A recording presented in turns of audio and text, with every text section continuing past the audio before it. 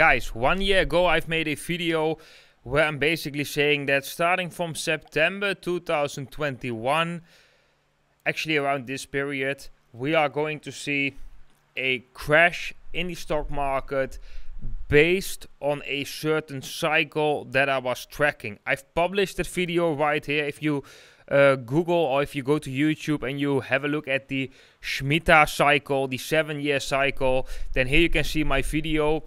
Can this cycle predict the next major crash in the markets? That counts for Bitcoin and for the S&P 500. And as you can see, we had that, that red box was there. And this is published 1 year ago. So that was basically before we have seen that correction in the stock market, which in hindsight played out actually very well. And yeah, guys, in today's video, I want to have a quick talk about this cycle, what we can expect in the near future right here, and how we can use this cycle to check, basically to forecast the price of the S&P 500 and therefore also forecast the price of Bitcoin, because both of these charts are still highly correlated with each other. Well, guys, first of all, quick recap about what is the Shemitah cycle, what is the 7-year cycle.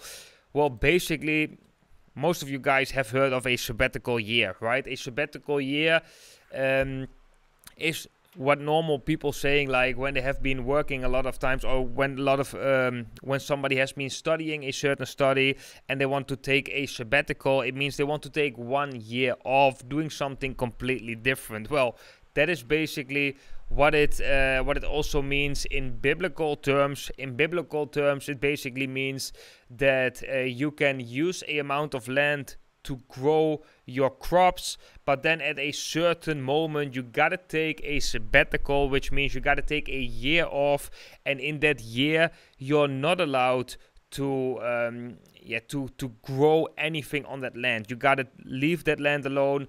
That year is not a year for profits, and it sounds a little bit like magic maybe. However, I do think it is very significant because it is a certain cycle, and cycles is something like a rhythmic pattern, and rhythmic patterns is something that we are seeing very often in the markets. And this is also what we can read in Hermetical Principles, the law of rhythm.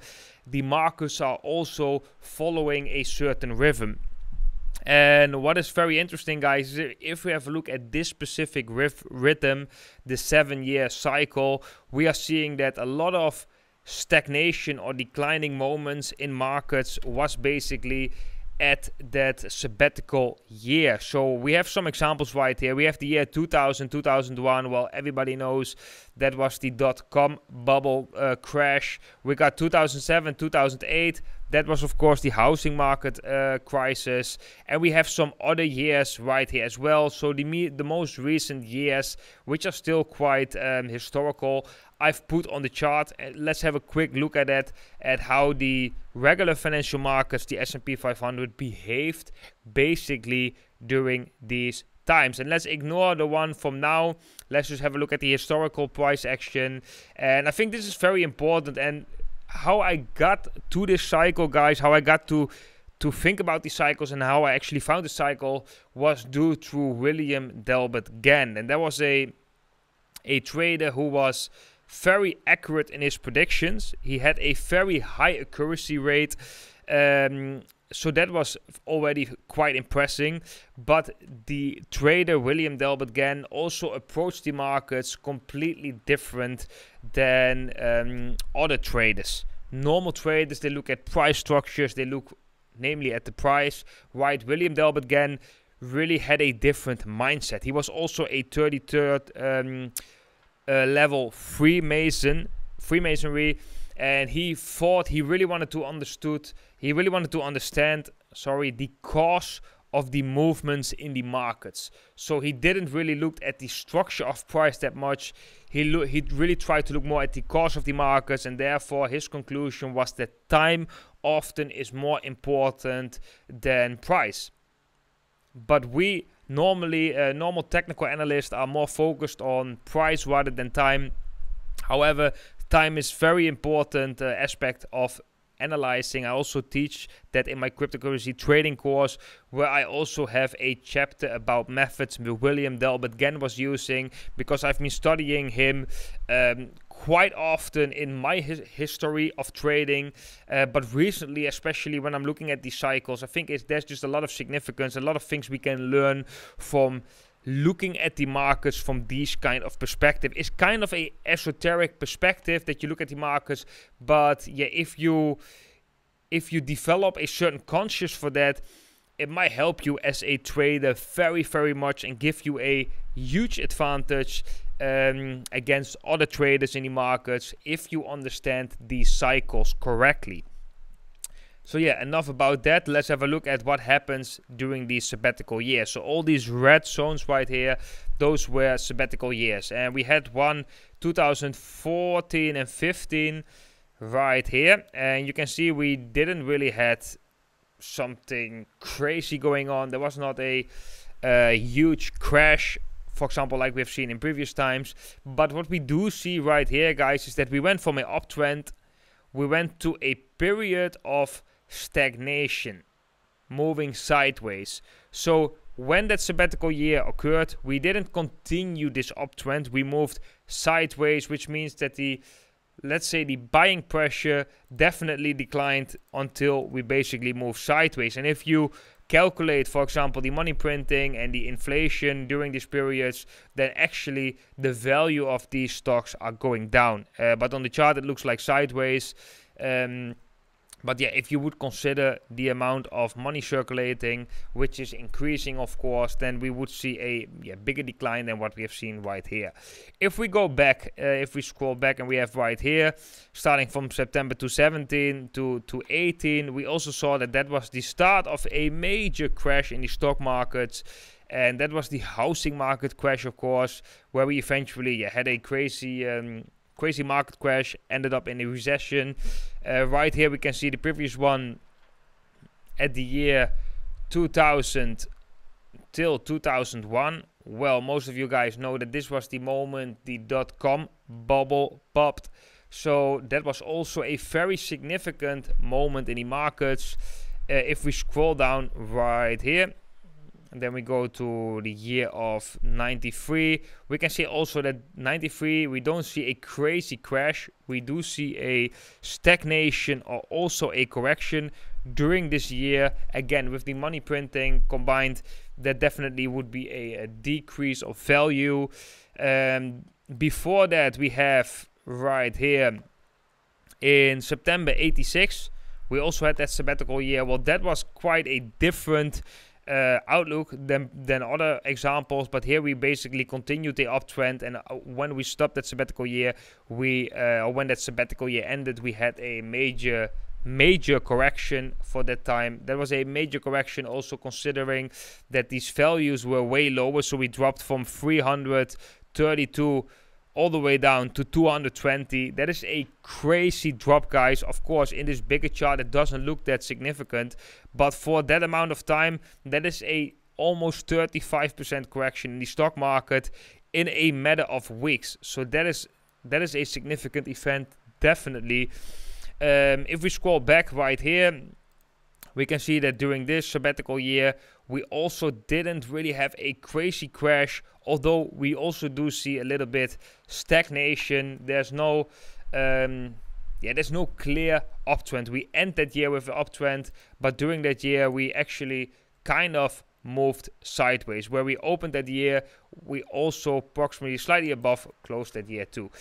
Then when we go to a previous example, that is 72, we can also see that this was, the sabbatical year was also the start of a crash, which eventually was a very, very major crash. We eventually, from the top till the bottom, had a 50% correction in the regular financial markets. Well, of course, that is a crash of biblical terms.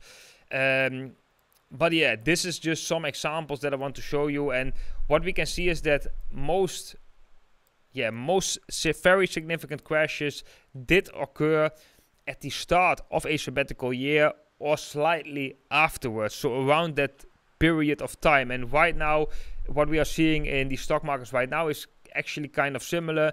When that sabbatical year started, we still had a last push, and then we made quite a significant correction.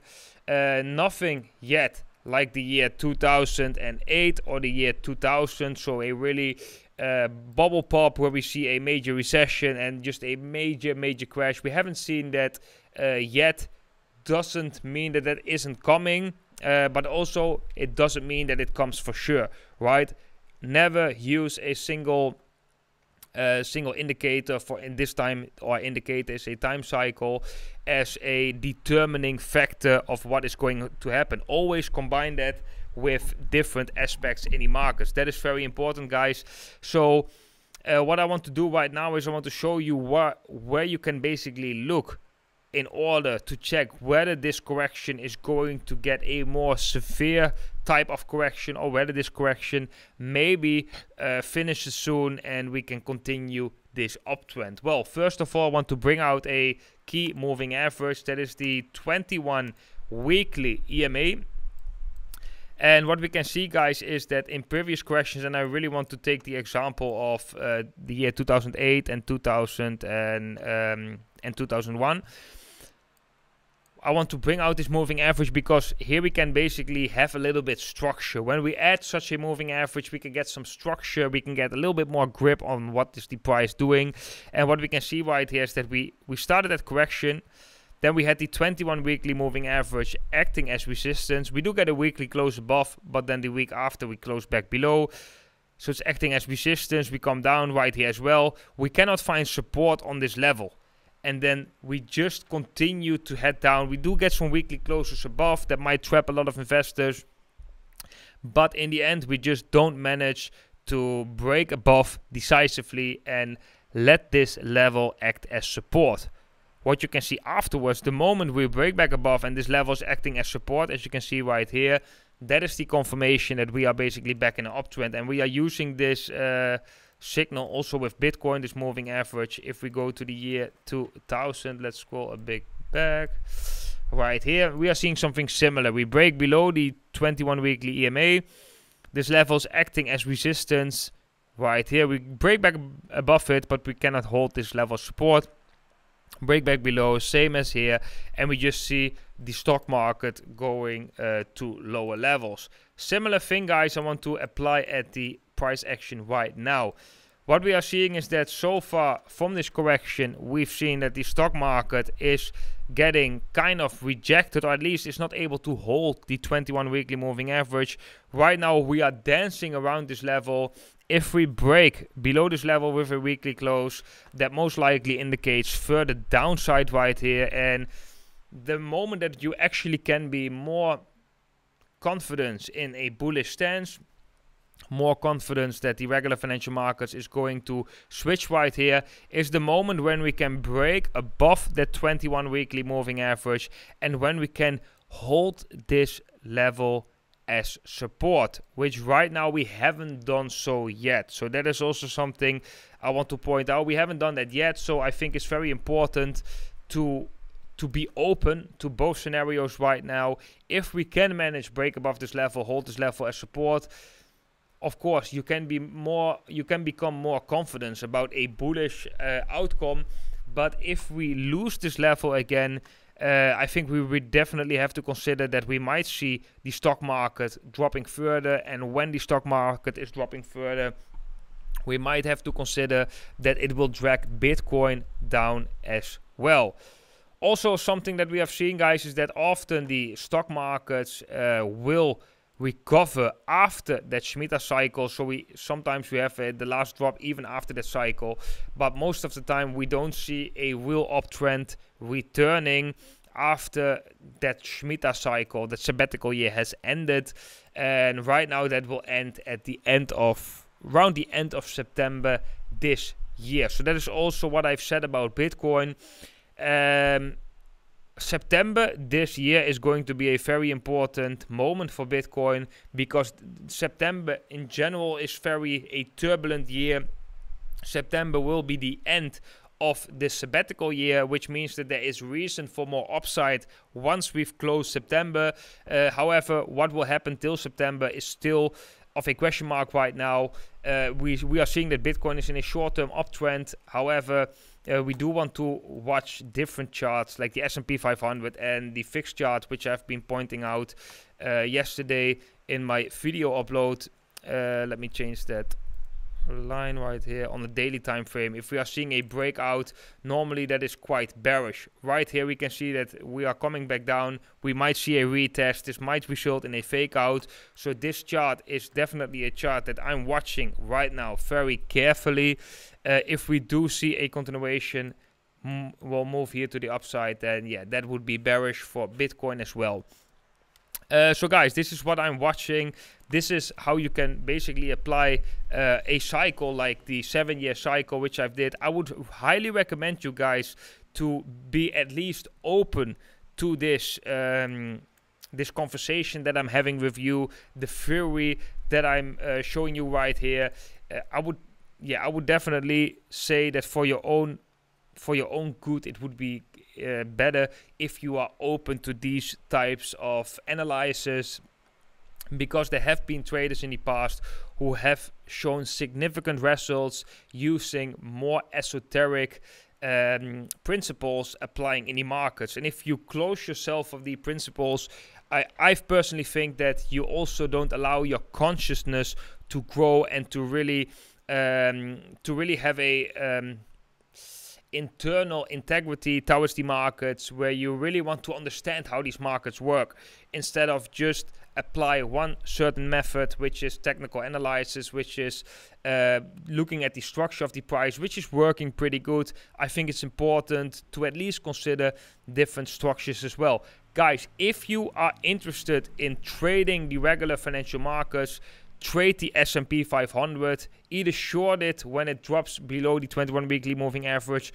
or long it once we are seeing a retest and we can sustain this level. Guys, I would highly recommend you to trade the S&P 500 over on the Prime XBT exchange. Here you can trade the S&P 500, and the good thing right here is that you can trade the S&P 500, but also NASDAQ and a lot of different regular financial markets.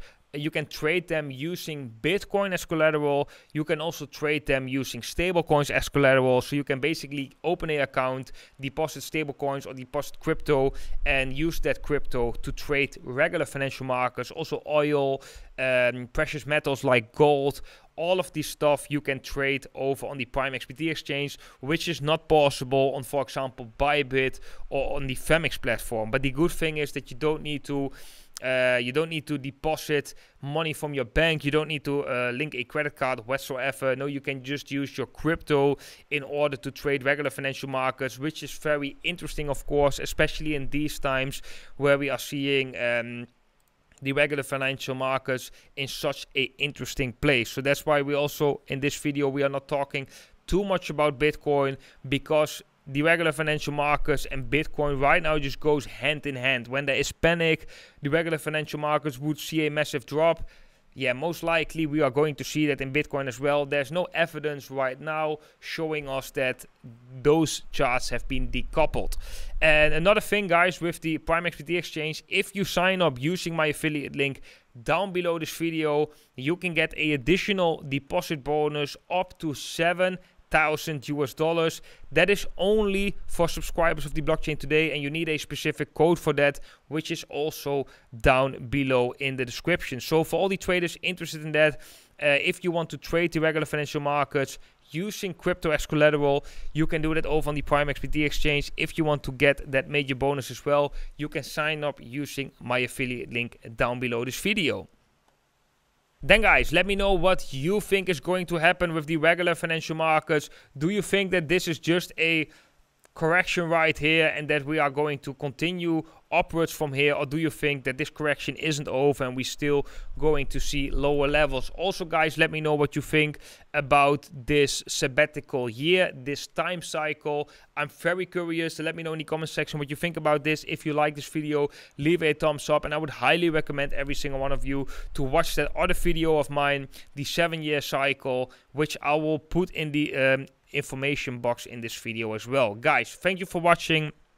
Wish you all a great day. I hope to see every single one of you in the next video.